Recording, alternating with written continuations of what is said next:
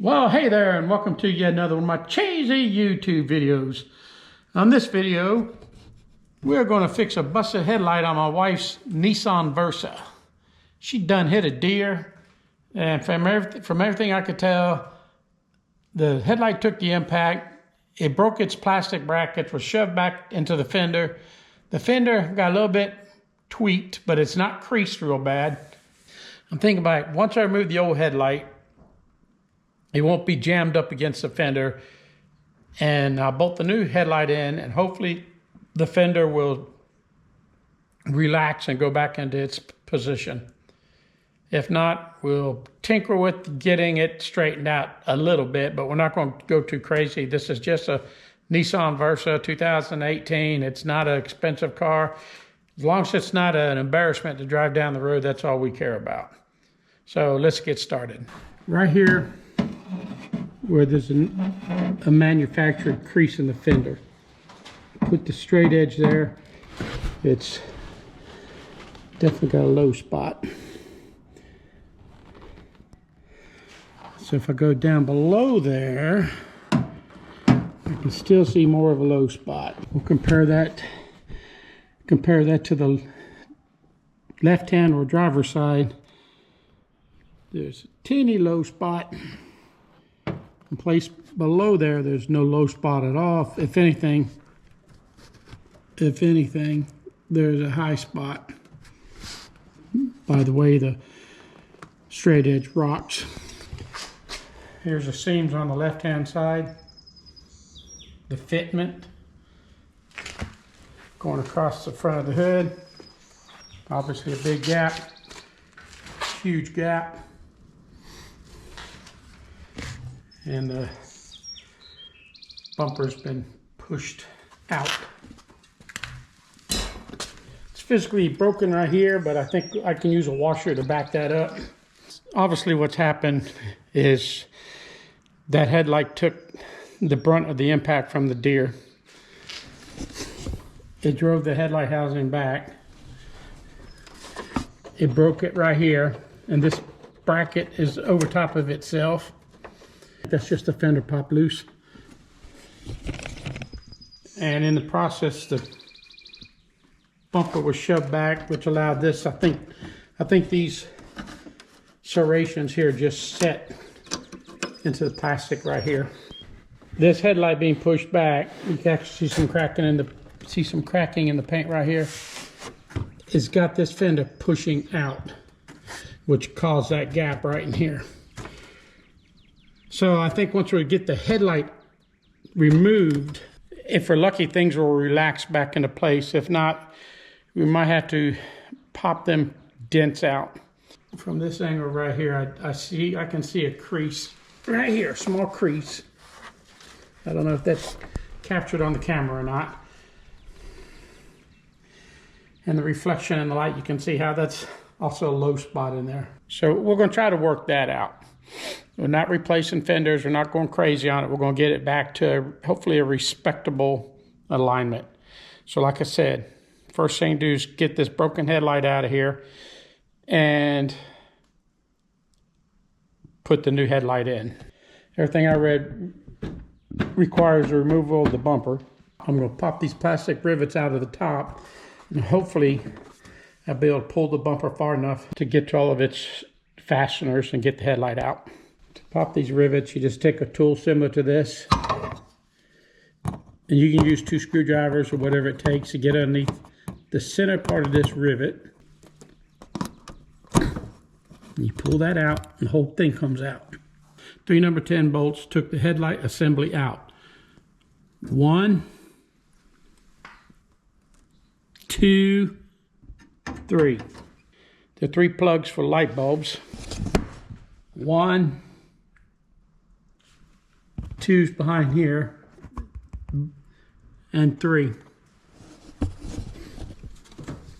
This one, all I did was turn it 1/8 or 1/4 turn and just pulled the whole assembly out. This one is this plug where you just push on the tab right here, which is up to the top, Kind of hard to get to, but I used a straight screwdriver, a small straight screwdriver, and pushed on that. And the last one, just pull this plug straight out of it. And the bulb is still recessed in the back of the housing here. Well, I'll take that out next, so we can go ahead and put that bulb into the new housing. For that bulb, there's a rubber boot right here. Actually, just grab it on these 3 tabs and pull it out.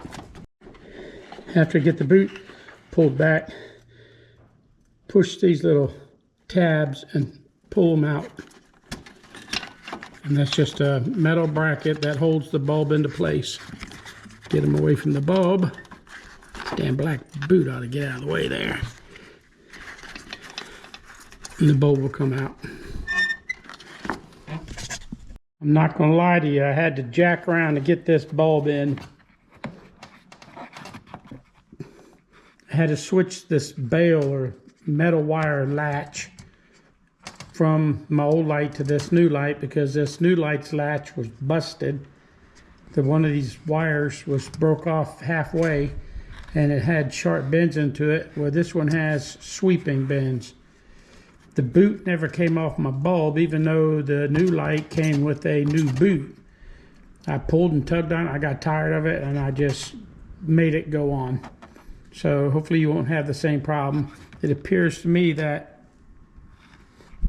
there's 3 tabs on the bulb assembly, and there's 3 notches in this aluminum housing. And in order for these flats to line up, it only goes on one way. So as far as I'm concerned, that bulb's in. All right, all that jacking with it. Now I'm going to set this light in place and get an idea what I need to do to make this work.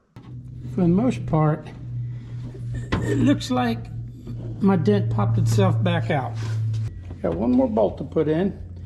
This is the bumper. That one that had where the bumper was broken,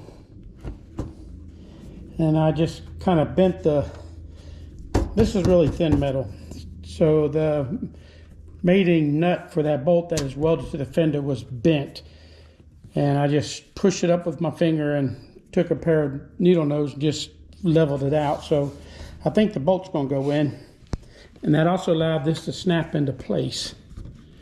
So everything's looking good. Just a few warnings. The bail for the main headlight bulb on the replacement light was broken, and it was a piece of crap.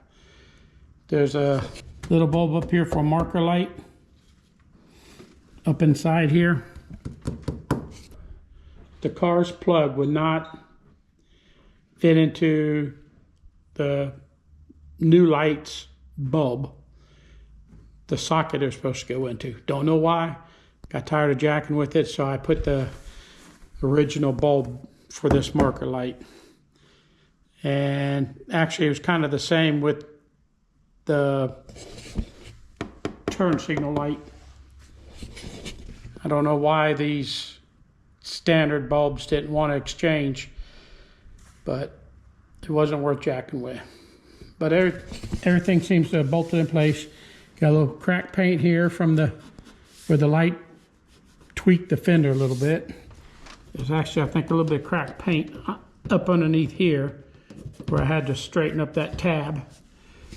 The tab is behind this inner fender, but I'm able to push this out of the way.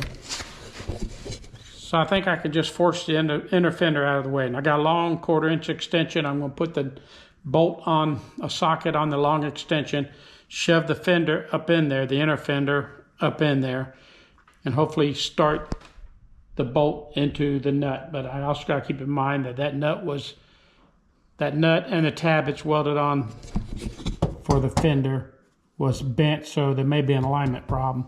But if so, I'll cross that bridge when I get to it. I reuse the old plugs, these push pin, whatever you want to call them. And I got a box of new ones somewhere, but I can't find them. I'm not going to go crazy looking for them. So I got all those in. So everything looks really good. So I'll throw this last bolt in and I turn on the headlights. They look really close. The driver's side was never affected by the deer impact. So I stood the same distance from the driver's side and to the passenger side, and the beams were on my leg about the same place. So I ain't going too crazy. Maybe this one could go up a little bit, but as long as I'm not looking, it's not looking in the trees or shining across the path into oncoming traffic, I'm not going to go too crazy. Maybe someday we'll play around with adjusting headlights and shoot a video on it. But for this, it looks really close, and I'm not going to worry about it. So, thank you for watching my video. I don't know how it helped you, but I'm really happy that the alignment and my fenders is close enough for me. You know, this is not my wife's Mercedes, but even then, it feels like you could go in right there a little bit. This metal is so thin. So, anyways, I'm happy with it. I'm certain my wife's going to be happy with it. Thank you for watching my video. Please like and subscribe. Remember, if you love life and learning new things, go aimless.com. Or I guess I should say, well, what do they do on the videos these days? Wait until the end. You won't believe the last part of this. They're just telling you to watch the whole video so it looks good to YouTube. Oh, and if you have any suggestions, please let me know. And tell me where you're from. That's just another thing to show YouTube. Hey, my income from YouTube sucks. And it's probably because I'm not playing the used car salesman when I shoot my videos. But anyways, thanks for watching.